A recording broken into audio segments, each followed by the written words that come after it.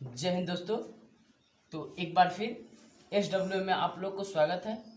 कल हमने एक फिजिक्स का चैप्टर स्टार्ट किए थे, इलेक्ट्रोमैग्नेटिक वेव्स यानी विद्युत चुंबकीय तरंग, जिसमें हम लोग पार्ट 1 कंप्लीट कर लिए थे और आज पार्ट 2 में आगे देखेंगे। तो कल लास्ट टॉपिक मैंने बताया था कि 7 इलेक्ट्रोमैग्नेटिक वेव्स है, सातों के बारे में हम लोग पढ़ लिए थे। अब आज हम लोग पढ़ेंगे कि ये सातों का खोज किसने किया है, खोज के बारे में पढ़ेंगे। डिस्कवरी जो अधिक हर एग्जाम में एक दो क्वेश्चन अधिकांश पूछा जाता है। तो एक में है रेडियो वेव्स जिसका खोज किया था हर्ट्ज। तो ये याद रखेंगे और आप लोग पेन और कॉपी निकाल लेंगे और नोट करेंगे ताकि एग्जाम टाइम में याद रहे। दूसरा है सूक्ष्म तरंग जिसका खोज किया था जेसी बोस ने। तीसरा है एक्स रेज, ये बहुत इंपॉर्टेंट है, ये तो अधिकतर एग्जाम में पूछा जाता है। एक्स रेज जिसका खोज किया था रोएंटजन। किसने किया था? रोएंटजन ने। फिर नेक्स्ट है गामा रेज, यानी इसका खोज किया था पॉल बिलर। गामा रेज जिसका खोज किया था पॉल बिलर। उसके बाद यूवी जिसको अल्ट्रावायलेट और हिंदी में पैराबैंगनी किरण कहा जाता है। यूवी रेज पैराबैंगनी किरण, इसका खोज किया है रीटर ने। इसका खोज किसने किया है? रीटर। उसके बाद नेक्स्ट है श्वेत प्रकाश। तो श्वेत प्रकाश का खोज किसी ने भी नहीं किया है। ऐसे बहुत सारे जो है बताया जाता है कि श्वेत प्रकाश का खोज न्यूटन ने किया है, लेकिन मैं बता रहा हूँ कि श्वेत प्रकाश का खोज किसी ने नहीं किया है। लेकिन ये बात न्यूटन ने बोला था कि श्वेत प्रकाश 7 रंगों से मिलकर बना है। ये बात न्यूटन ने कहा था कि श्वेत प्रकाश 7 रंगों से मिलकर बना है। श्वेत प्रकाश कितने रंगों से मिलकर बना है? 7 रंगों से। यही बात न्यूटन ने बताए थे, लेकिन श्वेत प्रकाश का खोज अभी तक किसी ने भी नहीं किया है। ठीक है, तो एक बार फिर मैं रिपीट कर देता हूँ ताकि आप लोग को जो है याद हो जाए और आप लोग अभी पेन और कॉपी निकाल के अच्छे से नोट करेंगे। एक में था रेडियो वेव जिसका खोज हर्ट्ज, 2 में है सूक्ष्म तरंग जिसका खोज जेसी बोस ने किया था, 3 में है एक्स रेज जिसका खोज रोएंटजन, 4 में है गामा रेज जिसका खोज पॉल बिलर, 5 में है यूवी रेज यानी पराबैंगनी किरण जिसका खोज रीटर ने किया था, और 7 में है श्वेत प्रकाश जिसका खोज किसी ने भी नहीं किया है, और 7 में है कि न्यूटन ने बताया था कि श्वेत प्रकाश 7 रंगों से मिलकर बना है। ये न्यूटन ने बताया था। ठीक है, तो दोस्तों इतना अभी हम लोग कंप्लीट करेंगे, फिर आगे जो है अभी देखते हैं। तो इसको अभी मैं रफ कर रहा हूँ, ठीक है, उसके बाद आगे देखेंगे। ठीक है, आप लोग वीडियो को पॉज करके और नोट जरूर कीजिएगा। ठीक है, तो इसको अभी हम रफ कर रहे हैं। ठीक है,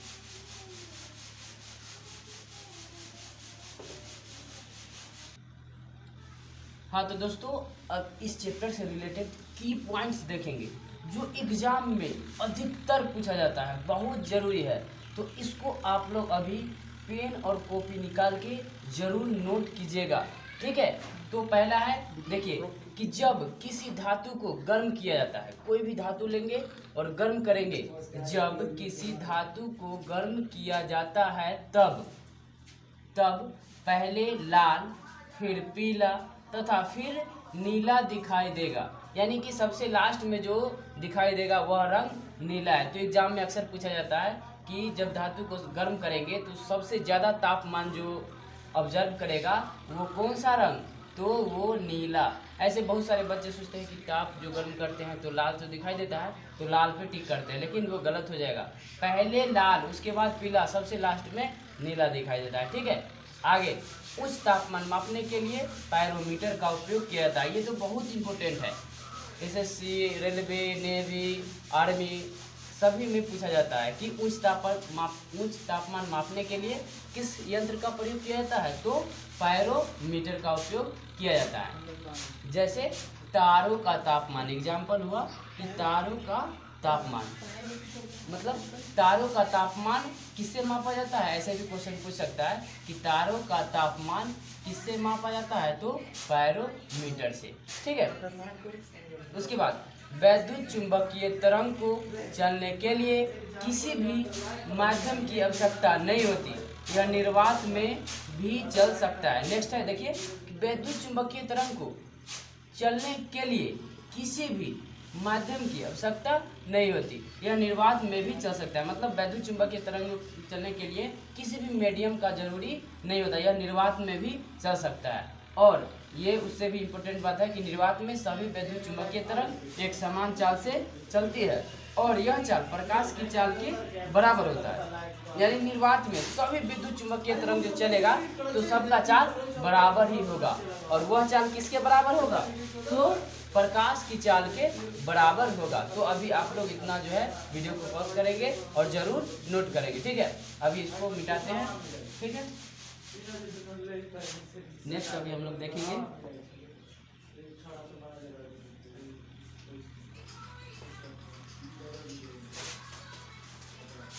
देखिए, तो निर्वात में विद्युत चुंबकीय तरंग एक समान से चलती है और यह चाल प्रकाश की चाल के बराबर होता है। और प्रकाश की चाल के बराबर होता है तो प्रकाश की चाल कितना होता है निर्वात में? तो प्रकाश की चाल को सी से डिनोट करते हैं। प्रकाश की चाल को किससे डिनोट करते हैं? सी से। और प्रकाश की चाल निर्वात में 3 × 10⁸ मीटर पर सेकेंड होता है। ये बहुत इंपॉर्टेंट है, इसको याद रखिएगा आप लोग। अभी देखिएगा, प्रकाश की चाल जो है निर्वात में 3 × 10⁸ मीटर पर सेकेंड या 3 लाख, इसको दूसरी 3 लाख किलोमीटर पर सेकेंड भी बोल सकते हैं। तो निर्वात में प्रकाश की चाल 3 लाख किलोमीटर पर सेकेंड या 3 × 10⁸ मीटर पर सेकेंड होता है। बहुत बार पूछा गया यह क्वेश्चन है। और ये भी पूछता है कि प्रकाश की चाल सबसे ज़्यादा किस में होता है? तो एक पॉइंट अभी आप लोग लिखिएगा कि प्रकाश की चाल सबसे ज़्यादा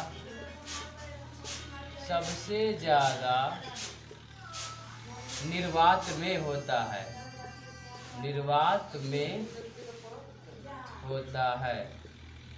प्रकाश की चाल सबसे ज़्यादा पूछ दे कि किस में होता है, तो निर्वात में प्रकाश की चाल सबसे ज़्यादा होता है। ये भी याद रखेंगे, ठीक है। इसको मिटा देते हैं, नीचे वाला ऊपर वाले आप लोग अभी लिखेंगे, ठीक है। तो लिखिए आप लोग, ठीक है। इसको भी मिटा देते हैं।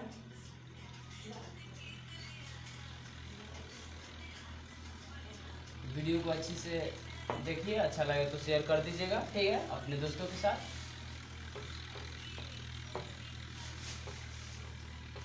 अच्छा लगे तभी कीजिएगा, ठीक है। अब एक पॉइंट लिखिए जो भी इस चैप्टर से रिलेटेड। एक पॉइंट ये भी बहुत इंपॉर्टेंट है कि वैद्युत चुंबकीय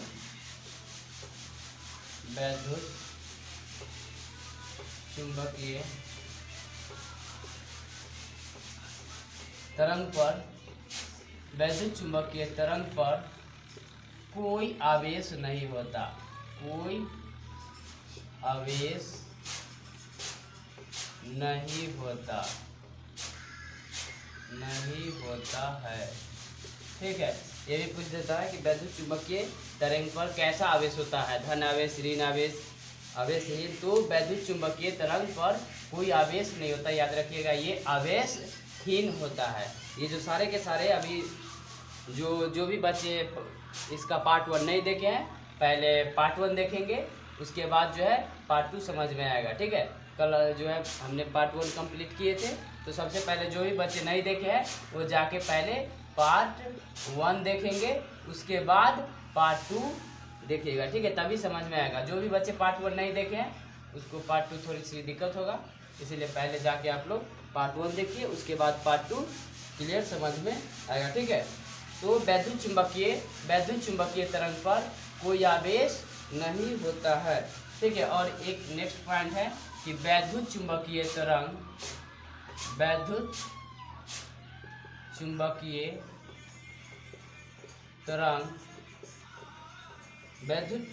तरंग अनुप्रस्थ तरंग कहलाता है। अनुप्रस्थ तरंग कहलाता है, ठीक है। तो ये भी याद रखिएगा। कि वैद्युत चुंबकीय तरंग कैसा तरंग है, तो वैद्युत चुंबकीय तरंग अनुप्रस्थ तरंग कहलाता है। ये भी बहुत इम्पोर्टेंट है, ठीक है।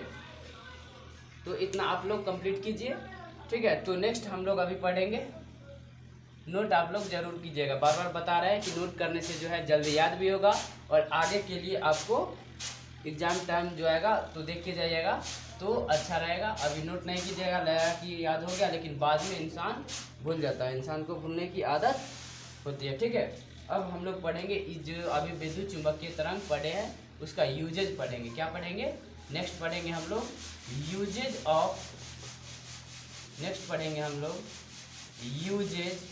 ऑफ इलेक्ट्रोमैग्नेटिक वेव्स, यानी एक में जो हम पढ़ाए थे रेडियो वेव्स,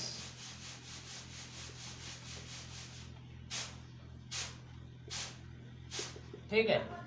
तो अभी हम पार्ट 1 बार बार बोल रहे हैं कि जो पार्ट 1 नहीं देखे हैं वो जाके पार्ट 1 देखेंगे, उसके बाद ही पार्ट 2 समझ में आएगा। तो वैद्युत चुंबकीय तरंग 7 होता है, सातों का अब हम लोग उपयोग पढ़ेंगे कि कहाँ कहाँ उपयोग किया जाता है। तो एक में हम लोग जो पढ़े थे रेडियो तरंग, उसका उपयोग कहाँ होता है, ठीक है। तो एक में लिखेंगे, देखिए uses of radio waves, radio तरंग का उपयोग एक में लिखेंगे रेडियो, RADIO, रेडियो यानी FM में, ठीक है। 2 में टीवी, 3 में DTH में, 4 में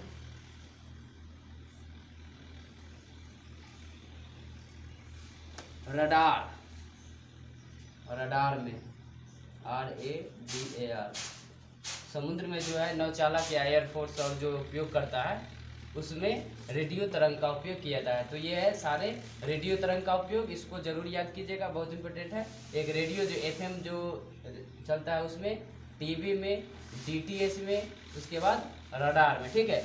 और एक अभी आप लोगों को बता दे रहे हैं कि रडार का फुल फॉर्म कई बार पूछा जाता है, रडार का फुल फॉर्म बहुत एग्जाम में पूछा जाता है।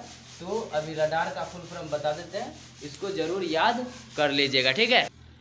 तो रडार का फुल फॉर्म देखिए क्या होता है, रेडियो डिटेक्शन एंड रैंगिंग। ये बहुत एग्जाम में पूछा जाता है, इसको फुल फॉर्म याद रखिएगा। रेडियो, फिर एक बार बता दे रहे हैं, डिटेक्शन एंड रैंगिंग, ये रडार का फुल फॉर्म हो गया, ठीक है। तो अभी तक विद्युत चुंबकीय तरंग में हम लोग इतना कंप्लीट कर लिए। तो आज के लिए इतना ही रहने देते हैं ताकि वीडियो लंबा ना हो। अगर आप लोग कमेंट कीजिएगा कि हाँ लंबा वीडियो चाहिए तो मैं लंबा वीडियो भी बनाऊंगा। अभी फ़िलहाल इतना ही रहने देता हूँ, ठीक है। तो आप लोग इतना कंप्लीट करके आइएगा, तो नेक्स्ट वीडियो में पार्ट 3 में मिलेंगे अगले दिन, ठीक है। इतना आप लोग कंप्लीट कर लीजिएगा, ठीक है। धन्यवाद।